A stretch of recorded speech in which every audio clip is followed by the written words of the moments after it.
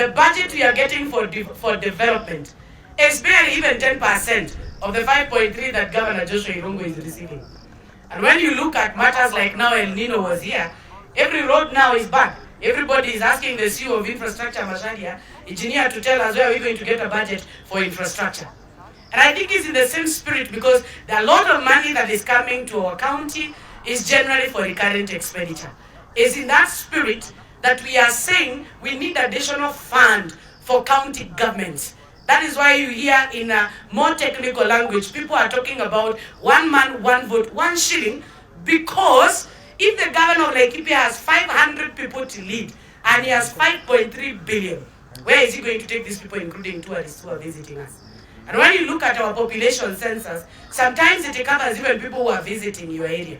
And we have our children who are in Nairobi, who are in Meru, who are in other counties, who their votes or their population census was not necessarily conducted in Laikipia.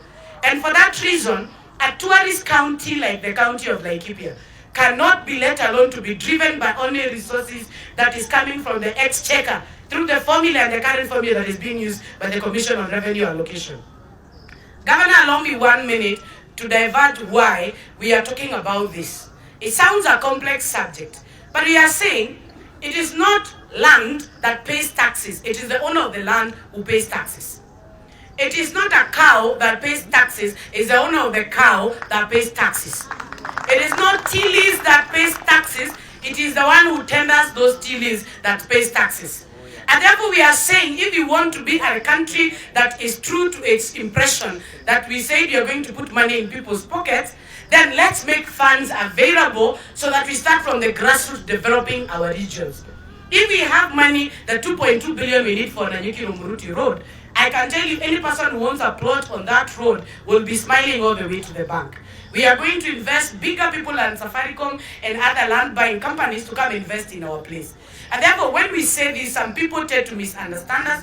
We want to tell our minority communities in Laikipia, you are at our heart. You pay taxes to the county government of Laikipia, as well as also pay your taxes to Kenya Revenue Authority. What are we saying, and what is this conversation that is not going to discriminate somebody who comes from the minority community? We are saying we are not going to steal money or remove or deduct funds that are already in areas that are marginalized. First of all, we have the equalization fund. Equalization fund is going nowhere. It will remain. And me and Governor Irungu and his government knows very well we have some locations that are receiving small steppings of money in the name of equalization fund. That is not enough to develop Mukogodo West and Mukogodo East and Sosiani Ward and wards like Tigiri to come to the standard of Nanyuki and Tigiri Ward. So what are we saying? We need more money devolved for our governors. And let it come to a tune of 35%. So that ministers who are in Nairobi, who do not know a place called Falcon Heights in Laikipia, there are people know Falcon Heights because that's where they go to drink their tea. A person who does not know Nanyuki Teaching Rivaro Hospital may not understand what are the issues that are ailing our hospital. So we need more funds so that we can be able to develop our region the best way we can and the best way we know. Number 2, and finally, there are people who are selling us fear. Telling us, oh, you Gema people, you are very selfish because you are the majority.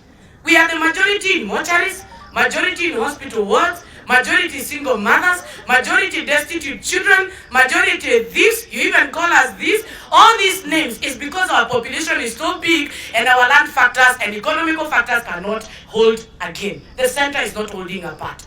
So we are saying, if we have more money, the county government of Laikipia led by Joshua Irungu, the enterprise fund will increase. And we'll be able to get more money even from the county governments before we think of going to cost. And that is why we are saying, let's have a conversation. Don't be told that there is anything that is fixed. Finance bill and revenue formula, the Commission on Revenue Allocation, is not the Bible. It's only the Bible you cannot amend. Anything else under the sun can be amended, including wardrobe, including fashion, including technology, including what you are eating tonight. You can improve and you can amend. So the formula that was passed by the Senate that passed can be put into task again. To tell a county like Laikipia, we take a heritage of owning so many big conservancies here. These are private entities, Governor. You cannot go to Rokota Avenue there other than licensing. And so they categorize in the counties of people who are big and rich. But in the real sense, our people are dying. They are poor. Look at Laikipia and all those conservancies. They don't belong to us. They don't belong to the government.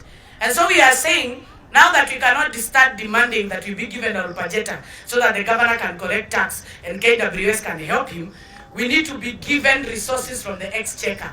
Let's bake enough cake. If there is a deficit in this budget, this deficit covers who? We do not want hizi story mingi za pesa yenye ihusu raia. Raia anasema, mimi ni masomo, chakula, bei ya mafuta, na insurance ya hii kagari yangu inaitwa Probox, Sienta, na hii tugari tudogo tunaanza kutumia saa hii. Si ukweli? And so, Governor, me, I'm with you 100%. We will send an amendment to the Committee on Finance and Planning that we are opposed to the motor vehicle insurance tax. Haiwezi kuwa mtu amechukua loan kwa sako, after kuchukua loan kanalipishwa 24%. I've seen the manager Equity Bank hapa. Rate ya interest imeenda 24%. From those days we used to cap interest rate to 14. After kuchukua loan governor, ndio huyo mtu ya kajo ya governor anataka kulipwa. Ukitoka hapo ukienda kwa mtu ya insurance valuer anasema wewe wekelea 2% ya value ya gari yako. And because you want to encourage our people not to see vehicles as luxury, but to see your vehicle as a tool of trade and an enabler for you to be much more productive than sitting in a matatu to travel to the county headquarters in Rumuruti. Are we together? So we are saying let's have a conversation. Let the minority bring their conversation, majority bring their conversation. Let's go for harmonization, both in National Assembly and in the Senate. And